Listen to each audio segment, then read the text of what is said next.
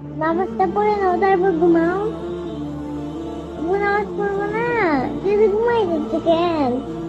আব্বু নামাজ পড়বো না, আব্বু নামাজ পড়বো না, তুই নামাজ পড়বো না, কি হয়েছে মা? নামাজ পড়বো না। নামাজ কি পড়তে হবে? আব্বু না পড়লে তুই আগুনে পড়বা, আমার ভালো লাগবে না।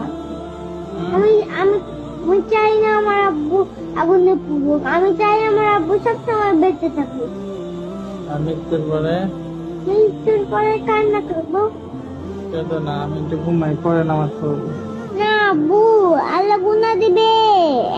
আল্লাহ গুনাহ দিবে। নামাজটা পড়ে নাও তারপর ঘুমাও।